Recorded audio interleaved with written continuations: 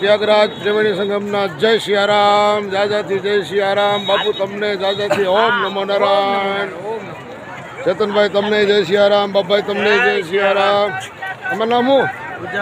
ઉજાસભાઈ તમને જય સિયારામ. ઓમ નમો નારાયણ. ઓમ નમો નારાયણ.